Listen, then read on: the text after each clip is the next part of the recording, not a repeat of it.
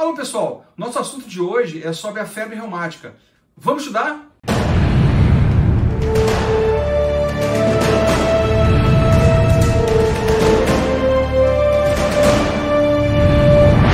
É uma doença inflamatória que afeta o coração e as articulações, pele e cérebro. A doença tem sido precoce 2 a 4 semanas após o episódio de estreptococos e faringite. Quais são os sinais e sintomas? Os sinais e sintomas de febre, dores nas articulações, movimentos involuntários dos músculos e, ocasionalmente, erupção cutânea, sem nenhum tipo de coceira, conhecida como eritema marginato. O coração é afetado em cerca de mais de metade dos casos. Os danos às válvulas cardíacas geralmente ocorrem depois de ataques múltiplos e, por muitas vezes, por causas sem essas causas comuns. Essas válvulas danificadas podem causar insuficiência cardíaca, fibrilação arterial e endocardite infecciosa. Quais são as causas? A febre reumática aparece em algumas semanas depois de uma infecção por estreptococos, por exemplo, por uma faringite. A febre reumática é uma complicação por uma infecção de garganta, escarlatina ou infecção por uma bactéria chamada estreptococo beta-hemolítico do grupo A. Se uma infecção não foi tratada, pode causar uma febre reumática que acontece em torno de 3% das pessoas. O mecanismo de produção do bloqueio contra os próprios tecidos do indivíduo. Dependendo da constituição genética, algumas pessoas têm mais probabilidade de sofrer doença quando expostas a bactérias. Outros fatores de risco relacionados à subnutrição e à pobreza.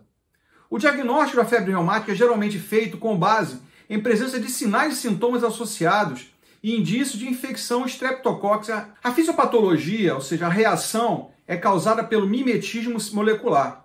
Ambas as respostas imunitárias do paciente, tanto de linfócitos B e T, mediados por células, se tornam incapazes de distinguir entre moléculas de estreptococcus e tecido saudável.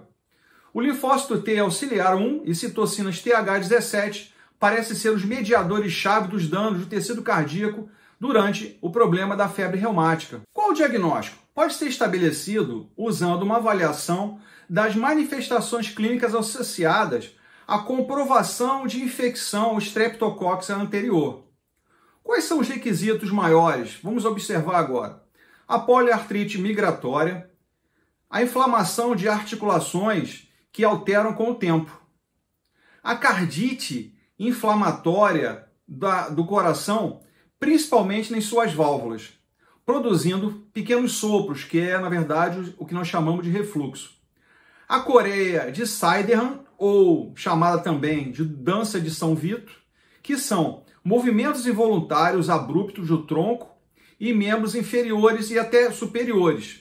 Também acontece eritema marginato, que é a irritação cutânea transitória esbranquiçada no centro de uma coloração avermelhada com bordas em formato de S, encontrado no tronco e nas extremidades. Nódulos também subcutâneos aparecerão de forma indolor e principalmente nos membros inferiores e membros superiores. Os requisitos, na verdade, são menores. Dor nas articulações, febre alta, marcadores na fase aguda elevada, com a proteína C reativa e bloqueio cardíaco de primeiro grau. O Doppler pode ser utilizado para complementar, a avaliação e detectando assim a sensibilidade do indivíduo. Como é a prevenção? O tratamento de pessoas que têm estreptococos na faringite, fazer uso de antibióticos como a penicilina. O tratamento normalmente implica um exame para o paciente com garganta inflamada devido à faringite, o que nunca é possível em países em desenvolvimento. Outros cuidados de saúde preventivos passam a ser importantes para dar melhores condições de saneamento básico à população.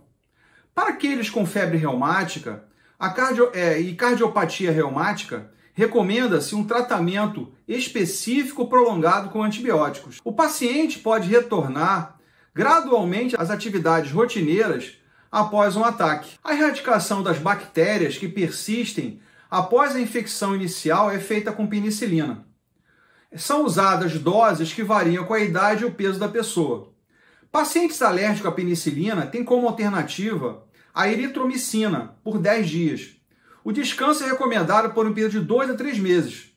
O paciente com poliartrite sem cardite deve fazer uso de anti-inflamatório esteroide como ácido acetil salicílico por 2 semanas e reduzir a dose gradualmente por recomendação médica. É recomendado terapia com corticosteroides, bem como fármacos selecionados se houver insuficiência cardíaca.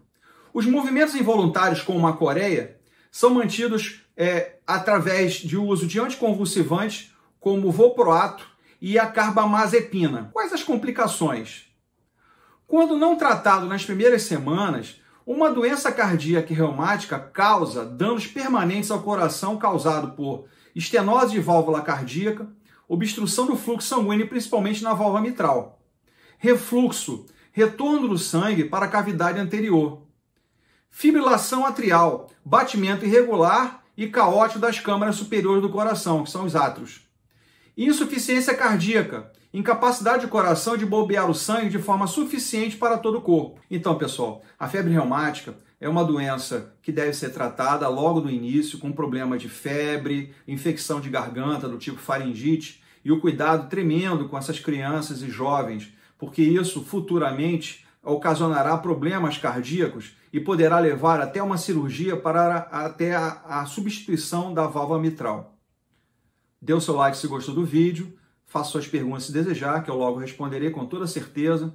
Não esquecendo que tudo o que é arrecadado nesse canal é convertido para a compra de alimentos para crianças carentes. No mais, pessoal, um grande abraço e até um novo vídeo.